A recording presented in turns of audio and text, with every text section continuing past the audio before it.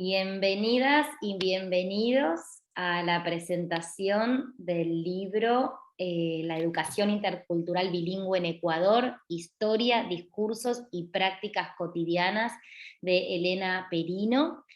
Este es el primer libro, el libro inaugural de la colección Región Andina, creada en conjunto por Latin America Research Commons, que es la editorial de LASA, la Asociación de Estudios Latinoamericanos, y Flaxo Ecuador.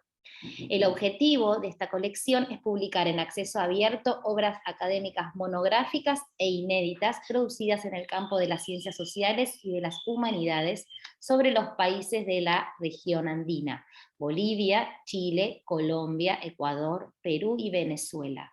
Las propuestas son revisadas por pares doble ciego y avaladas por un prestigioso comité editorial conformado por Natalia Magluf y Alejo Vargas Velázquez por LARC, María Cubi y Margarita Manosalvas por Flaxo Ecuador, y Mariana Mora como investigadora independiente de estas dos editoriales.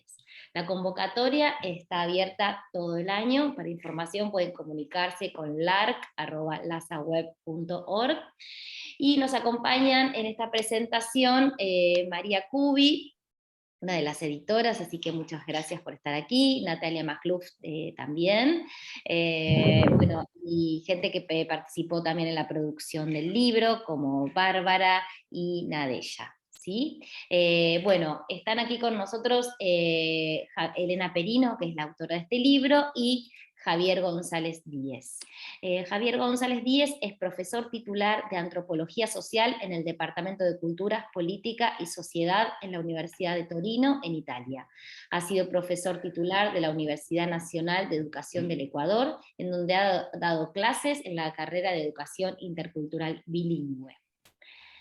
Elena Perino nació en Italia en 1994, tiene un máster en Antropología Cultural y Etnografía por la Universidad de Torino, es doctoranda en Antropología Social y Etnología de la École des Hautes en Ciencias Sociales de París, adscrita al Laboratorio de Antropología Social. En sus primeros estudios se concentró en las diferentes políticas educativas históricamente aplicadas en el Ecuador con relación a las poblaciones autóctonas. Actualmente analiza los impactos de las actividades extractivas en la Amazonia del sureste ecuatoriano y sus lazos con la historia colonial y poscolonial de la región. Bien, entonces le cedo ahora la palabra a Javier González Díez, que él va a presentar el libro, luego Elena va a hacer otra presentación y bueno, y quedamos para preguntas. Muchas gracias. Bueno, buenos días o buenas tardes aquí desde Italia a todas y todos. Es un gusto estar aquí presentando este libro. Agradezco por haberme invitado. Estoy particularmente contento porque tuve la oportunidad de conocer a Elena justo durante sus investigaciones de maestría, cuando durante el periodo de terreno de investigación que hizo para su maestría en Torino, viajó a Ecuador, donde permaneció varios meses.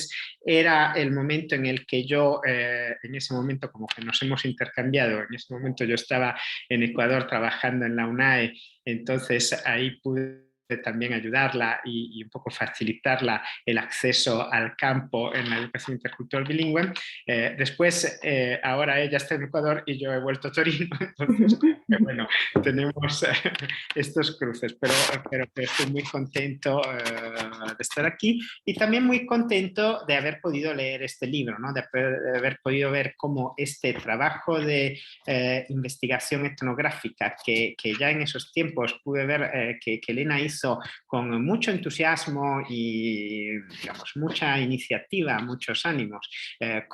No llegó al terreno, no fue una persona que llegó al terreno esperando a ver qué pasaba, fue una persona que se supo mover en el terreno, que supo buscar oportunidades, que se movió de una comunidad a otra, tomando ella decisiones. Entonces fue un gran ejemplo, yo creo, de investigación etnográfica, como no todos los estudiantes de maestría consiguen hacer. Ella destacó mucho. Entonces, ese trabajo que yo tuve la oportunidad de un poco acompañar admirar y de apreciar mucho. Estoy muy contento de ver cómo se ha transformado en un libro muy, muy interesante, que he disfrutado mucho leyéndolo, tengo que decir. Justo también para volverlo a leer, para prepararme para la presentación, he disfrutado mucho. Un libro que creo que es bastante importante, se añade a una serie de estudios y obras que hay sobre la educación intercultural bilingüe en Ecuador. No es seguramente el primero, pero que permite en este, digamos, en este grupo de obras ya que están creando como un campo de estudios sobre la historia de la IB en Ecuador, añade un paso más. No es que repite lo que han dicho otros, sino ofrece una nueva perspectiva, yo creo, o sea, reelaborando material y sobre todo también con la novedad de su investigación de terreno, que sabe combinar muy bien con el contexto histórico y político que reconstruye muy bien de la IB. El libro, yo hago ahora solo una breve presentación para luego dejar la palabra a Elena para que sea ella que lo presenta directamente y ya luego haré algunos comentarios en apertura al debate. El libro, solo adelanto, se compone de 3 capítulos muy, muy densos, en el sentido de escritos con mucha información, pero también mucha profundidad etnográfica, teórica y analítica. Combinan toda una serie de enfoques. En el primero, sobre todo, las reflexiones históricas que llevan a partir de la historia misma de la idea de ciudadanía en Ecuador y del rol de los indígenas dentro del Estado-Nación desde la época republicana hasta nuestros días, llevan a explicar y hacernos entender el porqué de este proyecto que tenemos en las últimas décadas, el proyecto de la IB.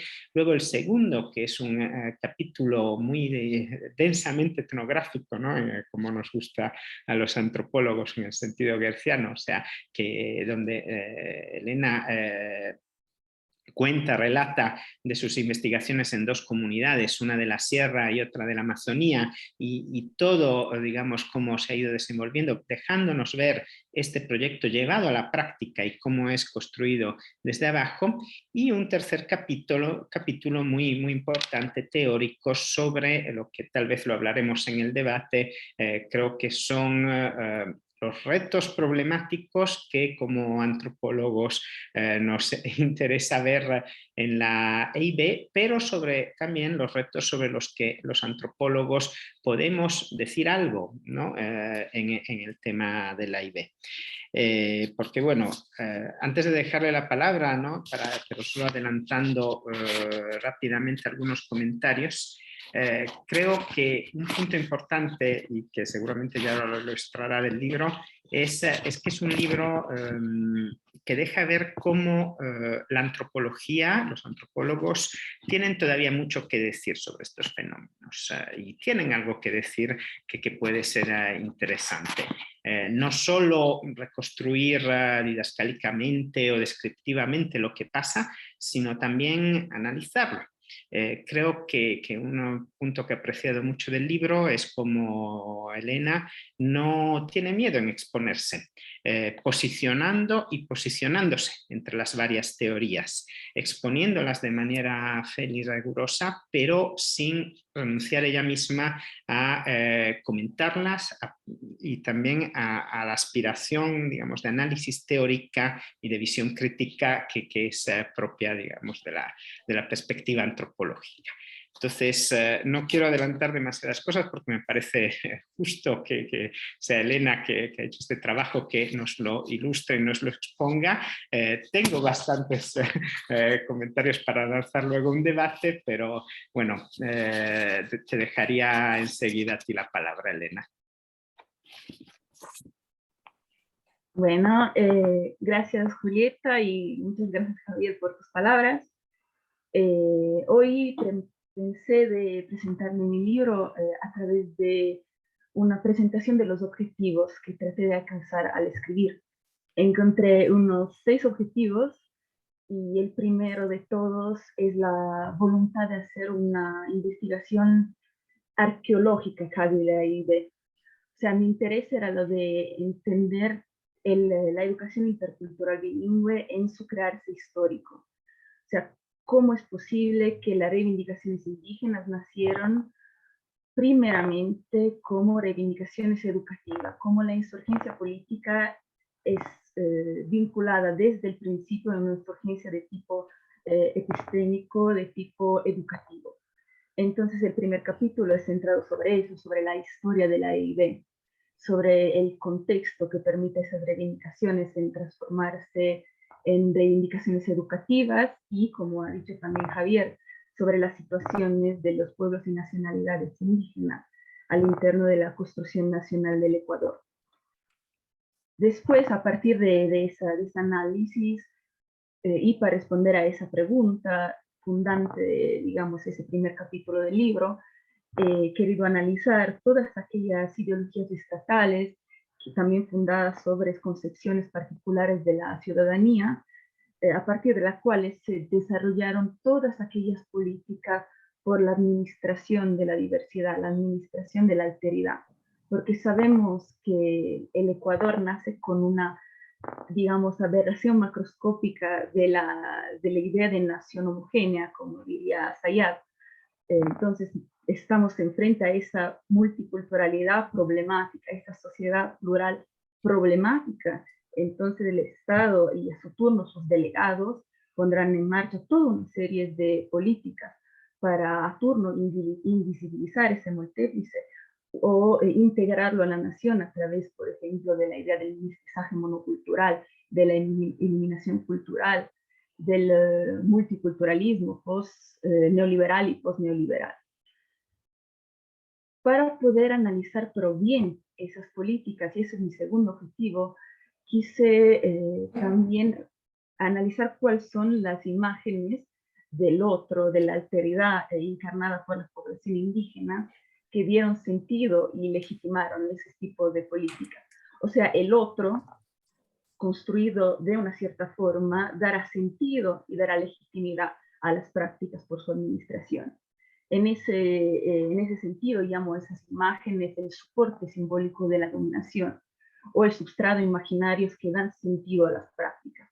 Entonces el otro, por ejemplo, imaginado y construido como atrasado, como incivilizado, dará sentido a las prácticas de modernización, de progreso, de civilización, que a turno fueron puestas en marcha al tiempo de construcción nacional, que va, como dijo también Javier, desde 1830. Mi análisis se separa más o menos en 2017-2018. Esas imágenes son presentadas en algunos contextos y eso fue un tercer objetivo, o sea, analizar dónde esas prácticas se reproducen a través del análisis, por ejemplo, del capitalismo impreso, de las categorías jurídicas, de las constituciones y, por cierto, de la escuela estatal. Porque mi necesidad era ver el rol de la escuela en la construcción o la deconstrucción de un cierto tipo de ciudadanía. Por eso analicé las escuelas, digamos, al principio de esa idea de problema nacional como problema educativo, que es algo también muy bien destacado por un artículo recién de Javier. El problema nacional desde el principio es un problema educativo. Entonces, ¿quién se tiene que ocupar de esta multiplicidad problemática? Es la escuela. Es la escuela a través de una idea del indígena como, digamos, pasibles de una regeneración. Si el problema es un problema educativo y es un problema cultural, entonces la solución por su homogeneización y su asimilación consiste en su educación. Vamos a ver entonces cómo la escuela, desde el periodo liberal, pero que todavía se encarna más en las escuelas nacionalistas de los años 30 y 40, es una escuela que es basada en la castellanización, en la integración forzada y en la transmisión de algunas prácticas higiénicas. Lo que me interesa subrayar, pero es que esa integración no es una integración en tanto que ciudadano en términos de igualdad con los demás. La escuela tenía que hacer, y esa es la contradicción clave que trato de explicar en mi libro, tenía que proporcionar, digamos, un currículo oficial igual por todos para hacer nacer unos sentimientos nacionalistas, pero al mismo tiempo una suerte de concepción naturalizada de la inferioridad de algunos. Eso por mantener las jerarquías socioeconómicas que de hecho mantenían y mantienen los estados modernos. Entonces, eso es un punto donde me tardé bastante porque quise de verdad subrayar todos estos aspectos. A partir de eso, y a partir de esa definición de una escuela discriminatoria, de una escuela racista, de una escuela que cuenta y reproduce la historia de la civilización, nacen las escuelas de educación intercultural bilingüe. Primero los primeros experimentos, como las escuelas de Dolores Caguango, después las escuelas de Proaño, las escuelas radiofónicas Shuar.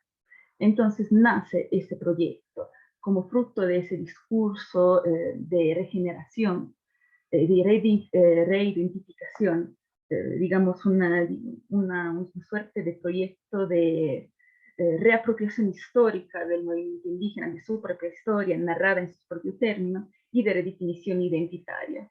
Vamos a ver cómo desde el principio la idea de la EIB es una idea subversiva, porque sugiere una suerte de simetría. Lo que quiero decir es que al demostrar la necesidad de enseñar prácticas y saberes otros que habían sido invisibilizados, ataca lo que es la jerarquía de saber y por consiguiente la jerarquía de poder antes naturalizadas, desvela su arbitrariedad. Y eso es fascinante en el estudio de la EIB en Ecuador. Vamos a ver cómo al definir unas demandas y unas reivindicaciones por una educación propia, la escuela cambia.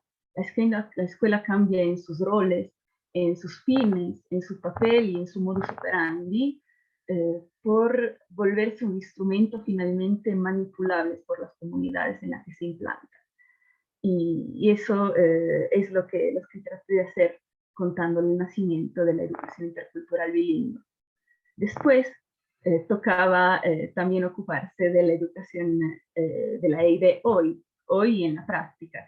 Y por eso tengo que decir que en parte el trabajo no es solo mío. Traté de construir, digamos, un trabajo muy polifónico. Hice un estudio profundizado de toda la experiencia de los colegas antropólogos, sociólogos, etnolingüistas que se han ocupado de la EIB en Ecuador en la contemporaneidad. O sea, la idea era la de hacer como unir, digamos, presentar todas las investigaciones y unir los puntitos, digamos, para tener una imagen de lo que es la EIB hoy. Es como, mi necesidad era la de crear una imagen al mismo tiempo sincrónica de lo que es la EIB hoy y diacrónica, o sea, en su crearse histórico. A partir de eso, analicé mi campo de investigación, que como ya ha dicho Javier, se desarrolló en varias comunidades, pero más profundamente en la Amazonía, en la escuela, en la unidad educativa guardiana de la lengua Bosco-Bizuma y en la unidad educativa comunitaria CICID en la provincia de Cañar. No vamos a subrayar todos los aspectos que encontré de la EIB en la práctica en esos dos sitios, porque me tomaría mucho tiempo, pero quiero subrayar al menos que en los dos sitios se encuentran y se reproducen aquellas dificultades, aquellos puntos débiles que habían sido también subrayados por otros, como el sentimiento o la percepción de la EIB como una educación de segunda clase, una educación entre comillas, para los pobres. Y eso es, digamos, definidos por varias tendencias que no vamos a poder profundizar en ese momento. También las dos escuelas tienen una historia que es de verdad empapada de violencia y de discriminación. Entonces, esos son un poco los puntos en comunes. Después, las dos escuelas tienen características muy diferentes. Vamos a ver cómo la EIB en el Cañar se presenta en una sociedad fuertemente marcada por una migración increíble que involucra hasta casi la mitad de las familias en el Cañar.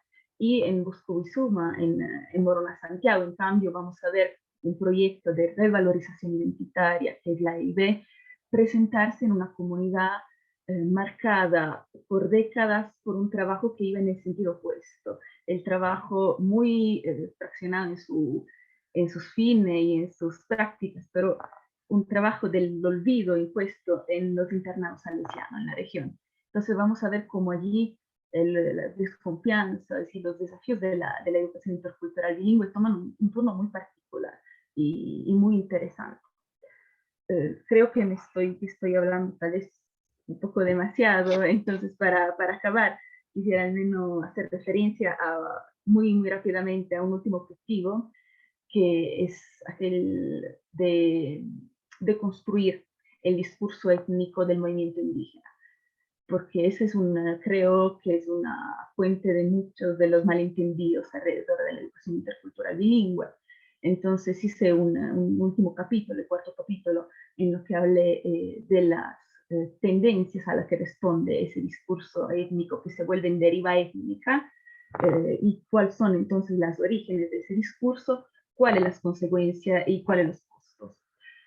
Por último de verdad, quería todavía hacer referencia a un objetivo del libro para mí muy importante, o sea, lo de crear un texto en lo que de verdad se escuchaban las voces de todos los actores involucrados.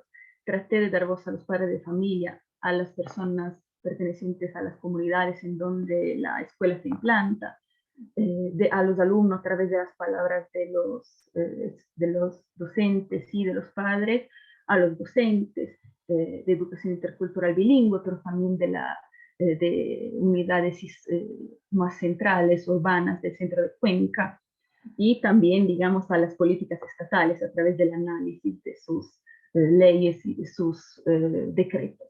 Eso es de verdad un punto que yo creo que sea central en mi análisis, o sea, un análisis que es polifónica y multicentrada.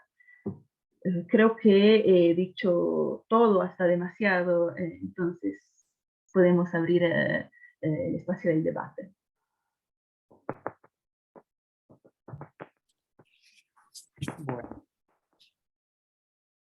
Bueno, muchas gracias. Creo que por esta presentación ya creo que todos los que nos escuchan han podido darse cuenta de cómo está articulado y bien fundamentado el libro de Elena Perino. Y ella misma creo que nos ha dado una gran variedad, ¿no?, de todas las implicaciones que ella ha observado y que ha indagado y sobre las que ha reflexionado dentro de la EIB. Yo, para lanzar el debate, quería antes de todo solo de nuevo un poco remarcar lo que dije antes, que creo que es cómo este libro evidencia que para los antropólogos el estudio de los sistemas educativos, pero también de estos proyectos políticos y de los movimientos políticos que rodean, ¿no?, la demanda por el reconocimiento de nuevas identidades, de antiguas y nuevas formas de constituir las identidades en el Estado-Nación, es un tema de gran actualidad, que nos interpela bastante. Y es un tema sobre el que podemos debatir bastante, ¿no? Está claro que yo creo que Elena lo ilustra muy bien y lo ha ilustrado muy bien también ahora, que la EIB es uno de los grandes proyectos políticos del Ecuador contemporáneo. Desde los años 90, una de las principales demandas del movimiento indígena, y ella lo ha ilustrado muy bien porque sabemos que la cuestión, ¿no?, de la monoculturalidad, la imposición de la ciudadanía pasó por el sistema educativo. Entonces el sistema educativo fue como también un terreno muy importante para las demandas del movimiento indígena. Y unas demandas que no solo desde desde los niveles altos, ¿no?, desde los niveles de las políticas estatales, sí, claro, la introducción de un sistema de política pública y de currículos y todo, pero también una demanda desde abajo. Creo que me gustaron mucho, ¿no?, las partes donde Elena recoge los testimonios en las comunidades de cómo lucharon ya solo para abrir las aulas de las escuelas, ¿no? De frente a las componentes mestizas del lugar, y cómo no fue algo simple de aplicación de unas directivas que llegaban desde Quito, sino una lucha en el terreno directa de las personas, ¿no? Entonces es un gran proyecto político muy disputado. Pero al mismo tiempo yo creo que, ¿no? Creo que en América Latina tenemos también la experiencia, está llena de grandes proyectos políticos que a un cierto punto superan esa sutil línea de demarcación que les llega desde ser proyectos emancipadores a proyectos que ya no lo son, que se cierran hacia otras direcciones, ¿no? Por ejemplo, la opresión, otras cosas. Entonces creo que Elena, sobre todo en el tercer capítulo, y como nos ha dicho, ella entra dentro de lo que es, podríamos decir, uno de los potenciales riesgos entre los cuales se mueve la EIB ecuatoriana, ¿no?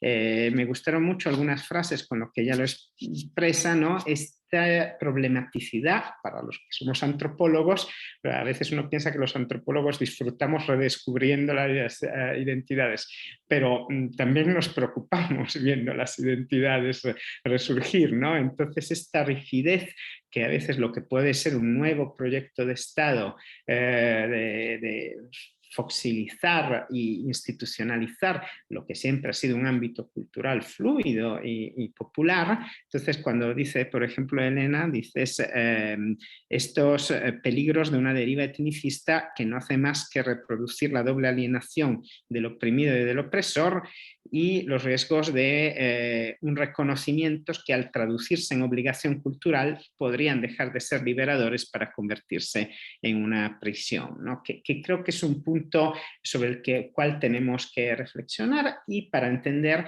cuánto esto puede, en cierta medida, jugar en contra del mismo proyecto de la EIB, ¿no? De ya no ser un proyecto abarcador de diferencias, de reconocimiento intercultural, sino volverse un nuevo proyecto más en sentido multicultural que crea una nueva identidad rígida. Entonces creo que Elena se mueve muy bien en esta análisis teórica.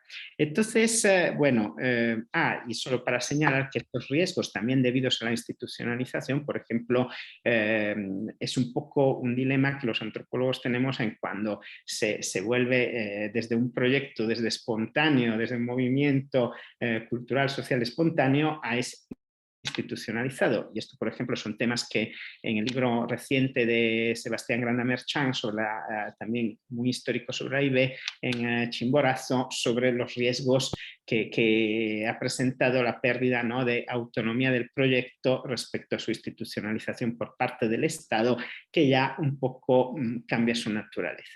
Entonces, bueno, tal vez para abrir el debate y no ser solo yo el que comenta, yo solo quería, Elena, también ponerte un poco para lanzar el panorama. Creo que en estos problemas que tú señalas bien, ¿no?, en las criticidades del AIB, hay una serie de temas pendientes. Y, por ejemplo, creo el de los afrodescendientes en Ecuador, ¿no?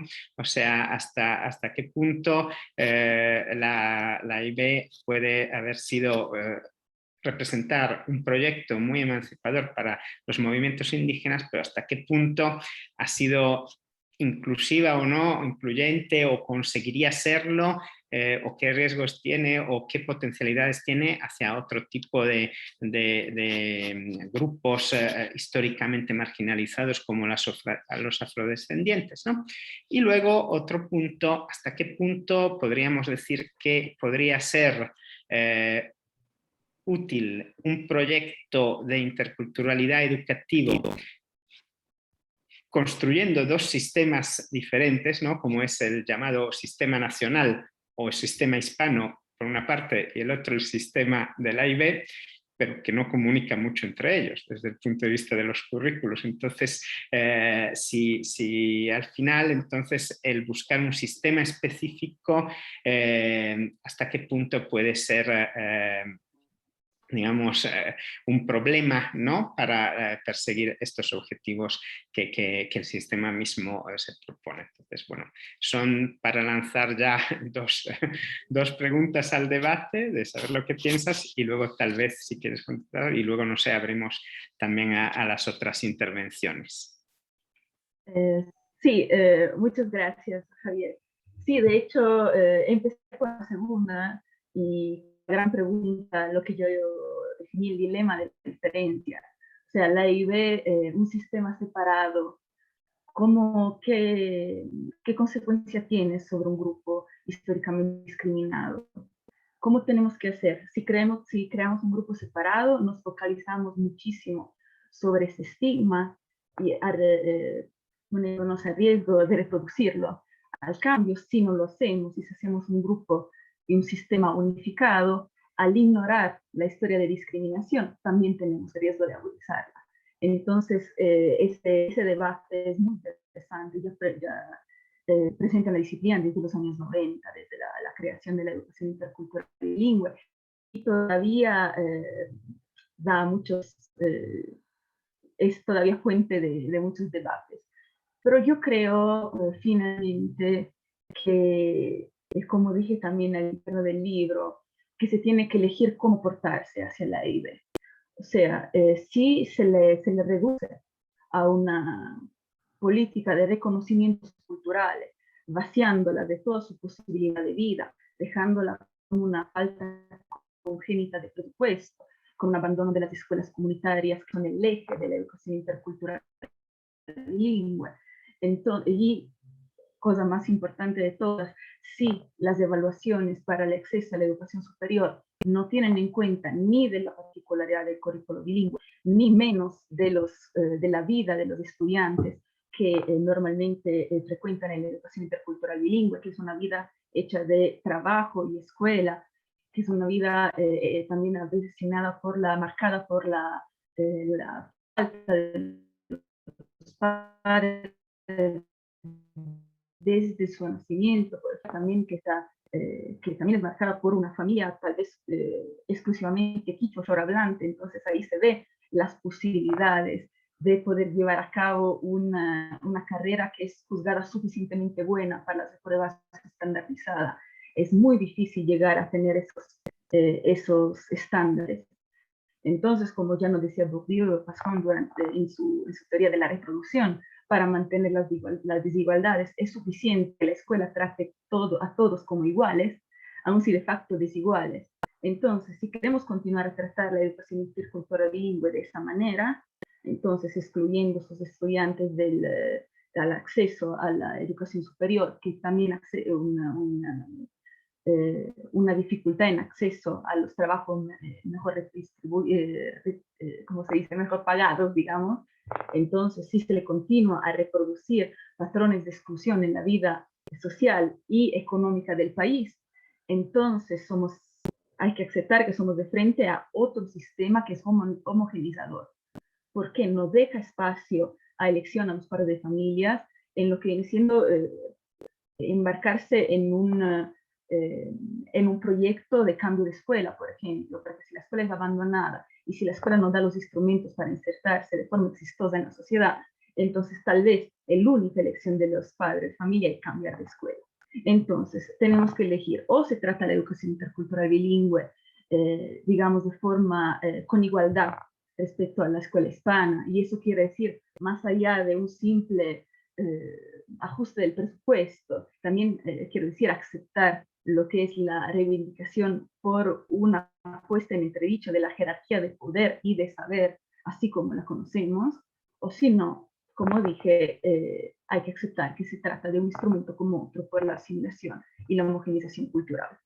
Y eso es como nos decía Hale cuando nos habla del multiculturalismo neoliberal. O sea, al otorgar derechos sobre bases culturales sin cambiar la estructura de poder y dejando marginalizados y sin el justo presupuesto a los proyectos indígenas, entonces la EIB será vista como una suerte de broma cruel por las comunidades que decidan embarcarse o buscar alivio, como dice él, en el mestizaje. Eso creo que es un poco el corazón de ese problema de la diferencia. Es que separado e igual, como nos dice también, como nos dicen las etnografías sobre la EIB, quiere decir separados y desigual cuando uno de los grupos involucrados en este proyecto es históricamente discriminado. Por lo que viene siendo la segunda pregunta, la segunda provocación, es verdad, yo me di cuenta del gran ausente de mi libro, los locomotudos afrodescendientes, y no es una falta, digamos, que es, no para justificar, pero no es una falta que se limita a mi libro, sino que es una falta también al interno de la literatura sobre la IVA en Ecuador, que muchas veces se concentra sobre todo en los grupos quichua hablantes. También hay un poco por los que son los hablantes, pero los demás pueblos y nacionalidades indígenas son un poco los grandes ausentes y tendremos que hacer un trabajo por también analizar esos fenómenos. También, sobre todo, cuando nos damos cuenta, estaba viendo justo ayer un artículo sobre el lanzamiento del nuevo proyecto para las escuelas UNIVI pluridocentes, donde se ve que la mayoría absoluta de las escuelas comunitarias, de las escuelas más abandonadas por el sistema, se encuentran, por ejemplo, en la costa. Entonces, se necesitaría, es urgente, un trabajo de ese tipo, seguramente. Espero haber respondido a tus preguntas. Sí, muchas gracias, Elena. ¿Cómo hacemos para dejar también el espacio abierto, ¿no? Que nosotros hemos un poco lanzado el diálogo. Entonces, si quieren hacer preguntas, pueden habilitar su micrófono o quieren hacer algún comentario, adelante. O también por chat, si por algún es más cómodo. Lo mismo. Sí, ¿puedo hacer una pregunta? Por supuesto. Gracias. Escuchando la exposición y las preguntas, recordé esos famosos 7 ensayos de interpretación de la realidad peruana y pensé mucho en eso, en 2 asuntos importantes que plantea Mariátegui, que son el problema, lo llama el problema del indio y el problema de la tierra. Y claro, es una trayectoria del siglo XIX, pero ¿cómo se conectarían esos planteamientos de Mariátegui marxistas, anticapitalistas, en este tan importante proyecto que acabas de publicar? Esa sería una cosa, ¿no? Porque tal vez es una trayectoria que viene de allí o tal vez de mucho antes y que desemboca en el libro que acabas de publicar. Eso por un lado. Por otro, aquí en Canadá hay ahora mismo, y en Estados Unidos, un movimiento que se llama de indigenización. Hay en la universidad, sobre todo, hay proyectos de indigenización, hay nuevas dependencias administrativas que se relacionan con eso, con la promoción. Y me pregunto si ese movimiento también está vigente ahora en Ecuador y si esta idea de educación intercultural bilingüe es parte de un proyecto similar. Obviamente, pues somos sociedades distintas, pero bueno, hay un tipo de discusión que se plantea en esos términos. Y bueno, pues son problemáticas de varias maneras, pero me gustaría saber la opinión de Elena. Y también quiero decir que me parece el libro, el proyecto, me parece muy valioso. Muy importante, así que felicidades y muchas gracias. Muchas gracias, Miriam, por tus preguntas. De hecho, yo me encuentro muy afín con para responder a tu primera pregunta, digo, con ese grupo de estudios de raíz marxista yo también en mi libro traté el problema de la escuela nacional, de la escuela homogeneizadora, a partir de una deconstrucción del análisis marxista sobre el rol de la escuela en cuanto reproductor de las ideologías estatales y en cuanto reproductor de las ideologías estatales, lugar de la lucha de clase, porque sabemos, ¿no?, que entonces sí es de la escuela que empieza la reproducción de la jerarquía socioeconómica y, como he dicho, de las ideologías, de las imágenes producidas sobre el otro por las élites. Entonces tenemos que llegar a controlar ese aparato ideológico del Estado para poder empezar a deconstruir esas imágenes que se convierten en jerarquía. Y eso pienso que es un poco, espero de haber entendido bien tu pregunta, es un poco el corazón del problema. O sea, resolver al mismo tiempo unos problemas que son, digamos, simbólicos y un problema que son más prácticos. Y eso es lo que quería hacer la EIB. O sea, la EIB se propone, y eso no sé si tal vez no lo subrayé bien, como un servicio que tiene que ser al servicio de las comunidades, para organizar la organización política de las comunidades, para formar individuos con una conciencia crítica de lo que son sus problematicidades y para que sean capaces de hacer una red y luchar y reivindicar pues, lo que son sus problemáticas, que son ligadas claramente a las viejos y nuevos monopolios de la tierra, por ejemplo. Pero el problema que encontró la IBER reside exactamente en esa vocación de la educación al servicio de las comunidades. De hecho, digamos que era muy clara esa vocación de la EIB y por eso tal vez fue víctima de lo que yo definí un proyecto de cooptación estatal que vació el proyecto educativo de lo que eran sus características más subversivas de organización política, la despoliticizó y hizo también una desmovilización del movimiento indígena para crear una educación vaciada de ese contenido político, justamente. Entonces ahí es lo que es un poco el problema que subraya al final del libro. O sea, ¿cuál es una educación, qué rol puede tener al servicio de las comunidades una educación intercultural bilingüe vaciada de su contenido político? Pero eso era justamente digamos, el fin primero de la EIB en Ecuador, así como pensado por la lideresas y los líderes del movimiento desde los años 80, no, desde los años 40, vamos a decir la verdad. En la segunda pregunta sobre la indigenización, en la EIB lo que se hace es un proyecto de revalorización de culturas antes invisibilizadas y de culturas y de universos simbólicos que son todavía muy presentes al interior de las comunidades. No sé si se puede llamar a un proyecto de indigenización, no estoy segura.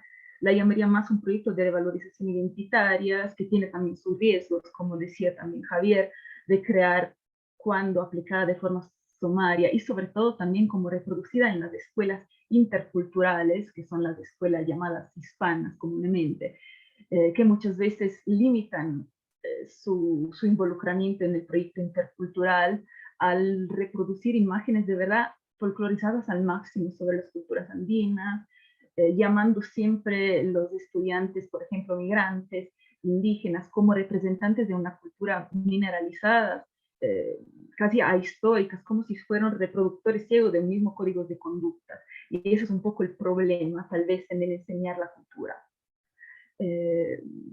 O sea, el riesgo de crear identidades culturales fijadas que, como decíamos, más que derechos culturales se vuelven a ser obligaciones culturales y que no olvidamos que no estamos hablando de discursos que se producen en el aire, sino que estamos hablando de personas reales que tienen en su cuerpo y en su mente que encarnar ese ideal problemático. Y de ahí, de la producción de ese reforzamiento identitario, que tal vez es un poco problemático, nacen las que son las biografías de los jóvenes indígenas, que son marcadas por una dificultad en reelaborar su identidad, un sentimiento de estar como siempre entre dos mundos, y eso se refleja también en una ambigüedad de los padres, en en el querer y no querer transmitir algunos universos simbólicos que fueron fuente de fuerte discriminación y violencia. Pensamos, por ejemplo, a la Amazonía, a los internados salesianos. De verdad, la idea allí, y creo que eso se necesitaría de verdad de una investigación más profunda, se vuelve a proponer casi como un proyecto que es esquizofrénico. O sea, sí, los grandes, los adultos, los abuelos, no se explican cómo es posible que si ellos no podían hablar, ahora los nietos son obligados a hablar su idioma y son obligados a aprender sus prácticas. Ahí es de verdad interesante porque se ve como la IB se vuelve un proyecto de memoria que se injerta sobre un proyecto del olvido. Entonces no siempre funciona bien eso. La pregunta siempre es esa, es ¿cómo es posible que ustedes pueden si nosotros no pudimos? Y entonces hay siempre esa idea de ser sujetos a políticas impuestas siempre desde lo alto. O sea, se quita, la persona se siente un poco como privada de su capacidad de elegir por sí mismo. Primero se negaba la posibilidad de hablar y ahora se impone esa necesidad y ese obligo casi de hablar el idioma shuar. Yo creo que es uno de los puntos más, que para mí fue más importante y más fascinante también del libro, o sea, de ir más allá de unas tendencias a ver los problemas de la educación bilingüe en Ecuador solo en términos culturalistas, por ejemplo, solo en términos de aculturación de las personas que no quieren acudir a la educación intercultural bilingüe porque son simplemente desaculturados, o también el culturalismo en ver solamente la problematicidad de crear identidades fijas. Entonces, esos son los problemas puramente culturalistas o los problemas economicistas que ven en la falta de presupuesto y en el abandono de las escuelas y de todos los problemas de lo que sufre este proyecto educativo. Yo creo que tenemos que ir más allá, como dije, de esas tendencias a ver solo problemas culturales o solo problemas económicos, sino que concentrar nuestra atención también sobre las biografías de las personas que viven cotidianamente sobre su piel la educación intercultural bilingüe. Y ahí, en contextos donde a turno se impusieron desde abajo, desde arriba y desde afuera el olvido y después la memoria, allí en esta contradicción entre políticas asimilacionistas y políticas de revalorización identitaria, es donde se encuentran una de las problemáticas de la educación intercultural bilingüe. La solución en este caso, también traté de elaborar unas posibles soluciones a través de un diálogo con otra antropóloga que para mí fue muy perspicaz en ver cómo poner como hipótesis que tal vez a través de una redefinición en clave crítica de sus propias biografías de las personas que tienen que desempeñar sus roles al interno de la educación intercultural bilingüe, a través de una revisión crítica de sus biografías, a través de una suerte de proceso de análisis de lo que fueron los traumas históricos de las comunidades, se puede formar sujetos capaces de, digamos, de superar esa fuerte violencia que fue íncita dentro de los proyectos asimilacionistas históricos. Pues muchísimas gracias por esa respuesta. No soy segura. Oh, perdón. No te escucho bien. No sé si sí, creo que tengo problemas de conexión. Ahora sí, espero que funcione. Bueno, muchísimas gracias por esa respuesta. Y claro, o sea, yo no soy antropóloga, soy literata. Entonces veo estos asuntos desde el enfoque literario y definitivamente no puedo dejar de pensar en novelas como Los ríos profundos de José María Arguedas, porque ahí está expresada claramente la dinámica que acabas de describir, en los internados de curas, la escisión tan intensa, tan profunda de estos jóvenes que están ahí, ¿no? Entonces, tal vez la literatura también pueda ser una parte, porque nos dice muchísimo de los problemas de los que estás hablando, pero yo no quiero acaparar la discusión, me parece muy interesante, así que hasta aquí llego yo con mis comentarios y preguntas. Muchas gracias. Gracias, Nima. Qué curioso, porque yo también utilicé justamente los ríos profundos de Arguedas para describir, adentro del libro, para describir la vida de esos jóvenes indígenas.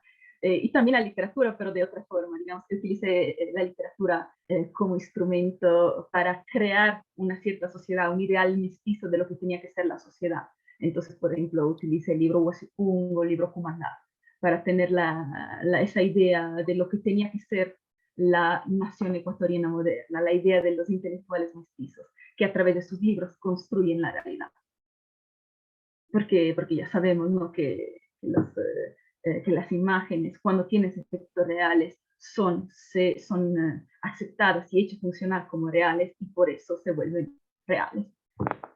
Huasipungo es una novela que a mí realmente me golpeó muchísimo. Creo que, no sé, la leí hace mucho tiempo, pero cuando la leí realmente tuvo un impacto muy fuerte en mí.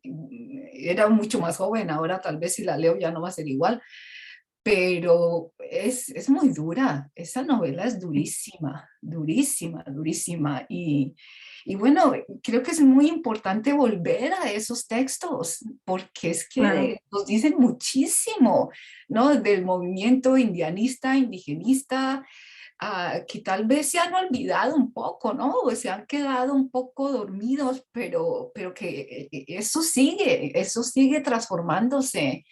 Y esos textos son muy importantes en esa trayectoria, creo. Claro, claro, el Huasipungo, y sobre todo para de los indigenistas, que el indio se tenía que liberar, pero no se podía liberar solo. Necesitaba de la ayuda entre ese visión racista y paternalista de la época, ¿no? Se puede liberar, tal vez se puede regenerar, pero no solo, porque no es capaz de liberarse solo. Eso también es muy, muy interesante. Gracias por tu intervención, Miriam. Muchísimas gracias, Miriam, por tu intervención. ¿Hay alguna otra pregunta? Tenemos unos minutitos nada más. Quería recordarles que el libro se puede descargar de forma gratuita por la página del artcommons.net, recién lo puse en el chat. También en la página de Flaxo Ecuador pueden ir a verlo, y pueden descargarlo en PDF, en ebook, pueden comprarlo por impresión por demanda, pueden leerlo online, ¿sí? Está en acceso abierto. Bien. Si no hay ninguna pregunta o alguien quiere hacer algún comentario, podemos cerrar la presentación. Desde ya que bueno, que les agradezco muchísimo a todas y a todos los que se conectaron, Elena, Javier, y bueno, a los editores y el público, así que bueno, los invito a descargarse entonces el libro y a difundirlo. Muchas gracias, Elena. Muchas gracias, muchas gracias a ustedes. todos. Gracias, Julieta. Y gracias, Javier, por la participación en la presentación. Bien, está también Sebastián Granda, que fue uno de los evaluadores, así que gracias, Sebastián, por haber Un trabajo muy generoso que se agradece también. Gracias. Exacto. Muchas Chao, gracias. Julieta, gracias Elena, gracias a todos, gracias al Gracias, presentador María. Javier. Gracias a todos Chao, ustedes. chao. Y Lean el un libro. gusto compartir este momento con Compartan, ustedes. sí. Gracias. Gracias a ustedes, Adiós. a Javier, a Julieta, a todos. Gracias. Chao. Hasta pronto.